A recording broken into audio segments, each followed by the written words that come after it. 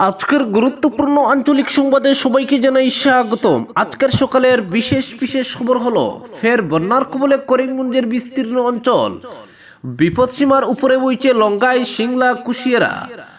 লঙ্গাই, সিংলা ও কুশিয়ারা নদীর জল বিপদসীমার উপর দিয়ে বইছে।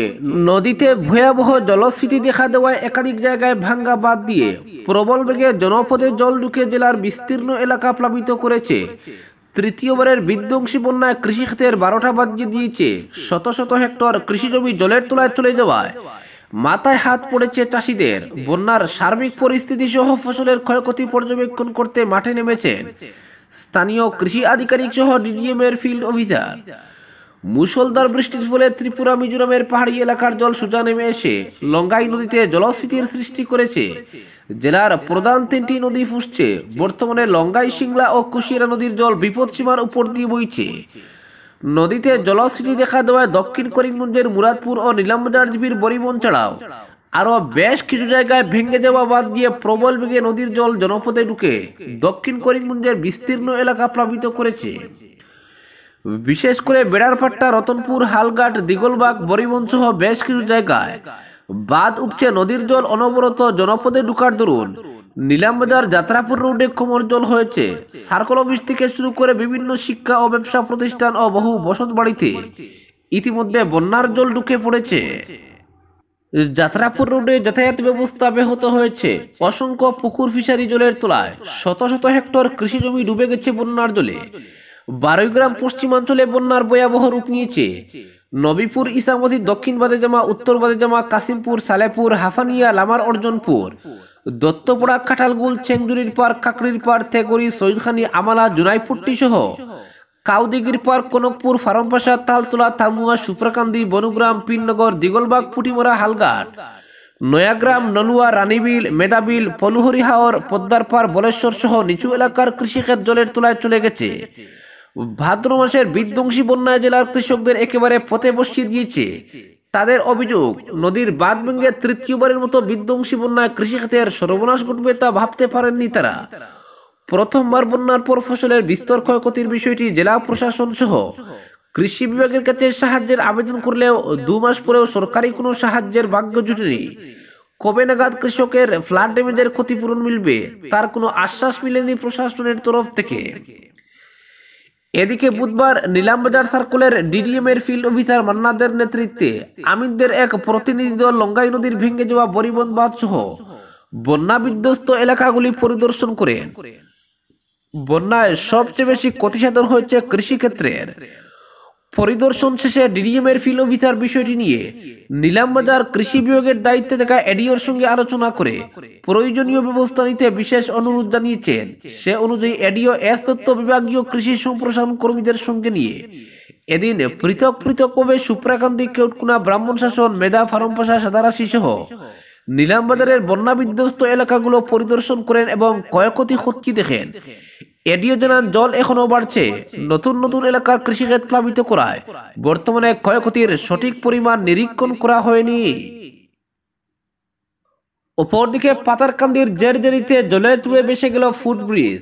অতি নিম্নমানের কাজের ফলে লঙ্গাই নদীর জলের তলে ভেসে গেল 1,80,00,000 টাকার নির্মিত পাকা ফুটব্রিজ। এমন ঘটনাটি সংঘটিত হয়েছে করিমগঞ্জ জেলার পাতারকান্দি বিধানসভার লুয়ারপুয়া ব্লকের সীমান্তের জেরজেরিতে। বিগত কয়েকদিনের ভারী বৃষ্টিপাতের ফলে মিজোরাম থেকে বয়ে আসা লঙ্গাই নদীর জল বেড়ে বন্যার রূপ ধারণ করে জলের তলে ভাসিয়ে গেল নির্মীয়মান ফুটব্রিজ। এই পাকা সেতুটি রয়েছে পাতারকান্দির জেরজেরি জিপির জেরজেরি লঙ্গাই বিট অফিস সংলগ্ন নদীর উপর। স্থানীয় জনগণ সংবাদ মাধ্যমকে জানান, মঙ্গলবার রাতে কয়েকদিনের টানা বৃষ্টিতে লঙ্গাই নদীর জল ফুলে ফেপে উঠে এতে রাত আনুমানিক 12টায় জলের তলে ব্রিজের বৃহৎ অংশ ভেঙে ভাসিয়ে নিয়ে যায়। ফলে চরম সমস্যায় পড়েছেন স্থানীয় জনগণ। জানান, কাজ চলছে, এখনো সম্পূর্ণ হয়নি। তার মধ্যে ব্রিজটি বন্যায় ভেঙে যায়। জনগণের অভিযোগ, এটি অত্যন্ত নিম্নমানের কাজ হয়েছে।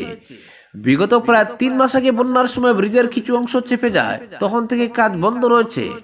স্থানীয়দের কথায়, নির্মাণ কাজ চলাকালীন সময় কাজের গুণগত মান নিয়ে দায়িত্বপ্রাপ্তদের অভিযোগ জানালে তারা আমল দেননি, উপরন্তু আরো যুক্তিতর্ক দেখিয়ে কাজ সারেন। এবার ব্রিজটি পুরোপুরিভাবে একাংশ ভেঙে পড়ে যায়। কাজের ঠিকাদার বা বিভাগীয় কেউ সরেজমিনে আসেননি বলে জানিয়েছেন জনগণ। স্থানীয়রা ব্রিজ ভাঙ্গা নিয়ে খুবই ফেটে পড়েন। তাদের কথায় অনেক অনুনয় বিনয়ের পর বর্তমান বিধায়ক কৃষ্ণেন্দু পাল এটি মঞ্জুর করেছেন।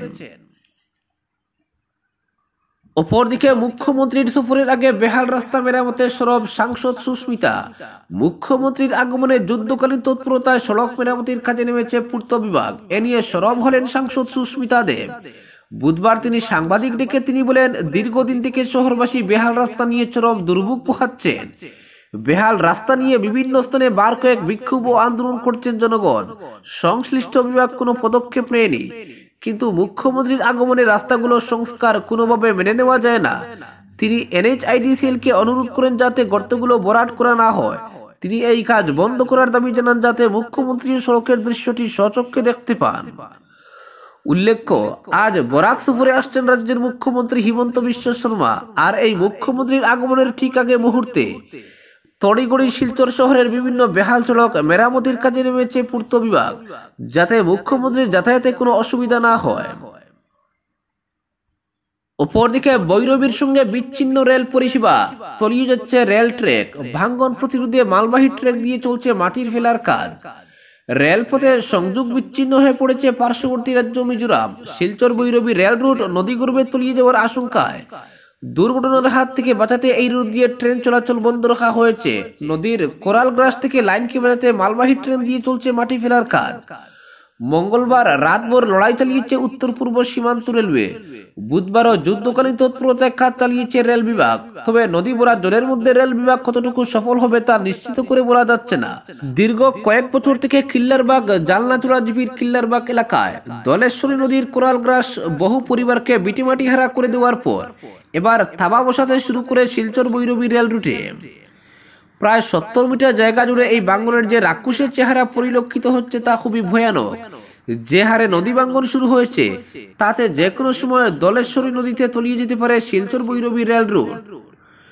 কয়েক বছর থেকে কিল্লারবাগ গ্রামে দলেশ্বরী নদীর কোরালগ্রাসে বেশ কয়েকটি পরিবার নদী গর্ভে চলে গেলে বাঙ্গন প্রতিরোধে কোনো ধরনের প্রতিরোধ ব্যবস্থা নেয়নি জল সম্পদ বিভাগ। উত্তর পূর্ব সীমান্ত রেল তাদের লাইনকে বাঁচাতে উদ্যোগ নিলেও কাজে আসছে না। সোমবার থেকে এই রুটে ট্রেন চলাচল বেশ ঝুঁকিপূর্ণ হয়ে পড়ায় জামিরা স্টেশন থেকে বৈরবী পর্যন্ত শিলচর বৈরবী আপ ডাউন প্যাসেঞ্জার ট্রেনকে সাময়িক বাতিল করা হয়েছে। তবে কবে নাগাদ এই রুটে ফের ট্রেন ছুটবে তা নিশ্চিত করে বলা মুশকিল হয়ে পড়েছে। বিগত কয়েকদিনের লাগাতার বর্ষণের ফলে নদীবর্তী জল থাকায় দুশ্চিন্তা আরো বেড়ে গেছে রেল বিভাগের। জল কমা শুরু করলে নদী বাঙ্গনের রূপ আরো ভয়াবহ আকার ধারণ করবে। এদিকে মঙ্গলবার সকালে বৈরবী শিলচর ডাউন প্যাসেঞ্জার ট্রেন শিলচরে পৌঁছে গেলে শিলচর বৈরবী আপ প্যাসেঞ্জার ট্রেন বৈরবী পৌঁছাতে পারেনি। শিলচর থেকে রওনা হয়ে জামিরা স্টেশনে ট্রেন আটকে দেন রেল কর্মীরা। জামিরা স্টেশন থেকে বৈরবী পর্যন্ত এই ট্রেনকে সাময়িক বাতিল করা হয়েছে। অপরদিকে 3 দিনের সফর সূচি নিয়ে আজ বরাক উপত্যকায় আসছেন মুখ্যমন্ত্রী হিমন্ত বিশ্ব শর্মা। আজ দুপুর 1:45 মিনিটে শিলচর কবিরগ্রাম বিমানবন্দরে পৌঁছাবেন মুখ্যমন্ত্রী। সেখান থেকে সড়ক পথে লক্ষ্মীপুরের শিলঘাটে গিয়ে বেলা 2:30টায় বরাক নদীর উপর প্রস্তাবিত সেতুর শিলান্যাস করবেন তিনি। এরপর বিকাল 4টায় দলাইয়ের বর্জালেঙ্গায় মডেল ডিগ্রি কলেজের শিলান্যাস করে সেখানে জনসভায় অংশ নেবেন মুখ্যমন্ত্রী।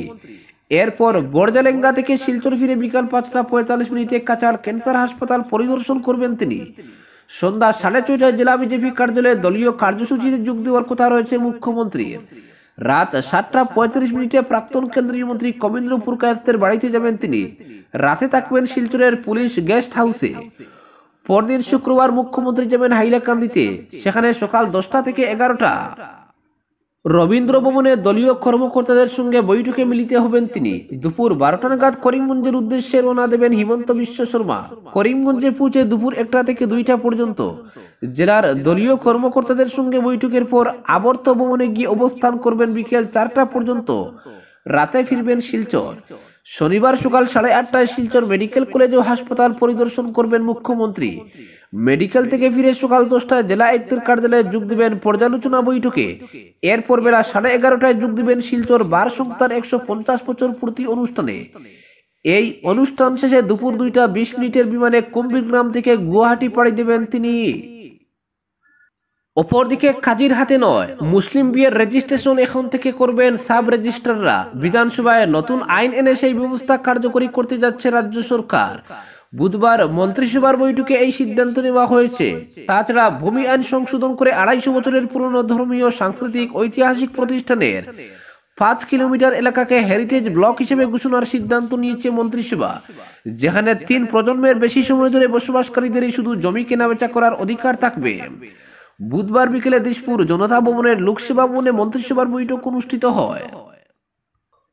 অপরদিকে রাজ্যসভা ভোটের জন্য মনোনয়ন দাখিল করলেন শাসক জোটের 2 প্রার্থী মিশন রঞ্জন দাস এবং রামেশ্বর তেলী। বুধবার দুপুরে 2 প্রার্থী বিধানসভার সচিবালয়ে হাজির হয়ে মনোনয়নপত্র তুলে দেন রিটার্নিং অফিসারের হাতে।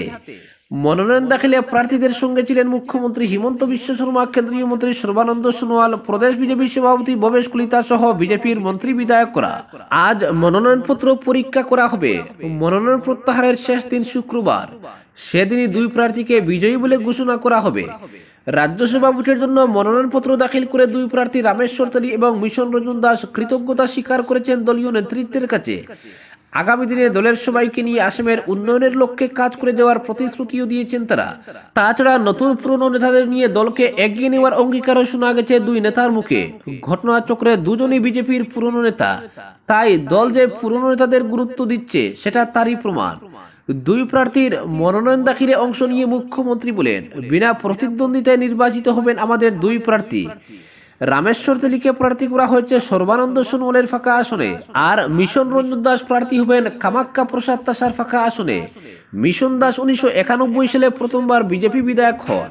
তিনি বিজেপি পরিষদীয় দলের নেতাও ছিলেন। 2009 সালের পর থেকে বরাক উপত্যকা থেকে রাজ্যসভায় কোনো সাংসদ ছিলেন না। এবার বরাক থেকে রাজ্যসভার সাংসদ হবেন তিনি। তাছাড়া করিমগঞ্জ জেলা থেকে কোনোদিনই কেউ রাজ্যসভার সাংসদ হননি।